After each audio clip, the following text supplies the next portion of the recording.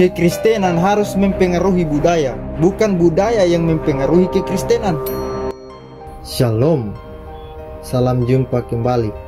Nah, di sini saya akan memberikan tanggapan bagian per bagian atas sebuah video yang dibawakan oleh seorang konten kreator bernama Cindy Florencia dengan topik nightclub Kristen berikut ini. Ini seriusan ada klub malam buat orang Kristen. Jadi lagi viral nih video yang diunggah akun Kristen Protestan pada 24 Agustus lalu. Video itu nampilin suasana acara yang terlihat seperti nightclub alias klub malam. Terlihat di ruangan itu lampunya remang-remang ya, dan banyak orang yang terlihat seperti sedang standing party. Tapi ternyata itu adalah malam penyembahan anak-anak muda yang emang konsepnya kayak diskotik guys. Di situ mereka menyanyi dengan berbagai lagu rohani Kristen sambil sesekali melompat. Terlihat juga sang pemimpin pujian dengan semangat dan lantang mengajak anak-anak muda di sana untuk terus memuji nama Tuhan.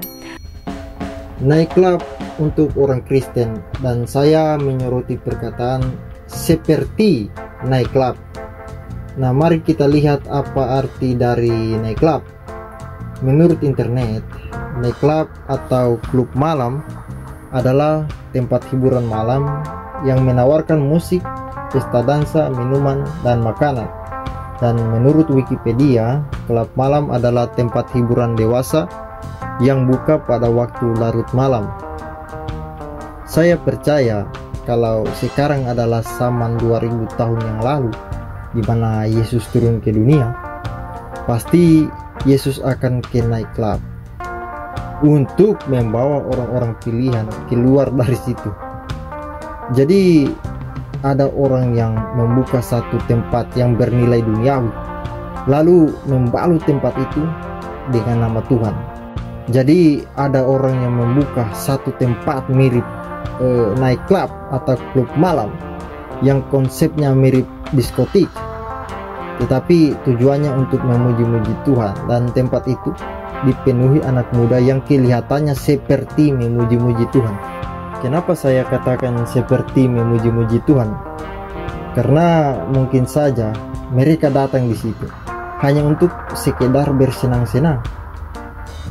Nah, sekalipun Anda memuji-muji Tuhan, tetapi jika Anda tidak mengenal Tuhan dengan benar, puji-pujian yang Anda lakukan itu sia-sia saja. Belajar mengenal Tuhan terlebih dahulu agar Anda tahu cara menyembah dan memuji-muji Tuhan. Nah, mungkin saja orang yang membangun tempat itu bukan orang yang mengenal Tuhan. Mengapa demikian? 1 Korintus 14 ayat 40. Segala sesuatu harus berlangsung dengan sopan dan teratur. Kemudian 1 Korintus 10 ayat 31. Jika engkau makan, jika engkau minum, atau jika engkau melakukan sesuatu yang lain, lakukanlah semuanya itu untuk kemuliaan Allah. Nah, bagaimana dapat dikatakan sopan kalau dampak yang dihasilkan tempat itu sama seperti dampak yang dihasilkan oleh klub malam? Bagaimana dapat dikatakan memuliakan Tuhan kalau dampak yang dihasilkan tempat itu sama seperti dampak yang dihasilkan oleh klub malam? Nah, salah satu dampak negatif dari klub malam adalah kebisingan akibat euforia. Orang lain mau tidur, sudah capek pulang kerja, Anda malah ribut-ribut di situ. Nah, kenapa anak-anak muda itu lebih suka ibadah di tempat-tempat seperti itu? Karena mereka mencari apa yang sesuai dengan selera mereka, bukan selera Tuhan. Konsep penyembahan ini memang menimbulkan pro dan kontra di kalangan netizen di kolom komentar, terutama yang beragama Kristen. Ada yang mendukung, tapi nggak sedikit juga sih yang menganggap ibadah kayak gitu nggak ada nilai kudusnya di mata Tuhan.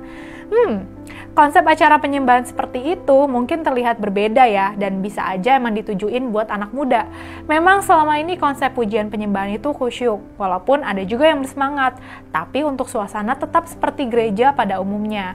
Selagi memang tujuannya untuk menyembah Tuhan, ya silahkan aja. Yang penting tetap jaga kekudusan dan pastinya nggak ada tuh barang-barang nggak kudus seperti minuman beralkohol, rokok, apalagi narkoba. Kalau menurut kalian gimana? Setuju atau nggak dengan acara penyembahan seperti ini? Komen di bawah ya. Berdasarkan Alkitab, penyembahan yang benar harus didasarkan pada firman Tuhan. Alkitab adalah otoritas tertinggi dalam kehidupan iman, dan penyembahan harus mencerminkan kebenaran yang diajarkan dalam kitab suci. Ini termasuk pengajaran tentang siapa Tuhan, sifatnya, dan cara kita berhubungan dengannya. Penyembahan bukan hanya sekedar ritual, tetapi harus datang dari hati yang ingin memuliakan Tuhan. Dalam Yohanes 4 ayat 24, Yesus mengajarkan bahwa penyembahan yang benar adalah dalam roh dan kebenaran. Yesus Kristus adalah perantara antara manusia dan Tuhan. Setiap bentuk penyembahan harus dilakukan dengan pengakuan akan karya penebusan Kristus. Nah, ini berarti kita menyembah Tuhan dengan mengingat pengorbanannya dan mengandalkan anugerahnya. Penyembahan tidak hanya dilakukan secara individual, tetapi juga dalam komunitas gereja. Melalui kebersamaan dalam penyembahan, kita saling mendukung dan menguatkan satu sama lain dalam iman. Nah, bagaimana mau saling mendukung dan menguatkan dalam iman kalau kegiatan yang dilakukan adalah kegiatan yang salah? Pujian tidak hanya untuk menghibur, tetapi juga sebagai respons terhadap kebaikan dan keagungan Tuhan. Memilih lagu-lagu yang teologis dan sesuai dengan ajaran Alkitab sangat penting dalam konteks ini. Nah, penyembahan bukan hanya terjadi dalam konteks gereja, tetapi harus mencakup seluruh aspek kehidupan sehari-hari. Kolose 3 ayat 17 mengingatkan kita bahwa segala sesuatu yang kita lakukan, baik dalam kata maupun dalam perbuatan, harus dilakukan untuk memuliakan Tuhan. Penyembahan juga melibatkan aspek pengajaran dan pembelajaran. Jadi menggali lebih dalam Alkitab dan memahami teologi yang benar membantu kita untuk menyembah dengan pengetahuan yang benar. Kegiatan seperti studi Alkitab, kelas-kelas teologi, dan diskusi dalam kelompok kecil sangat dianjurkan. Sampai jumpa pada video selanjutnya.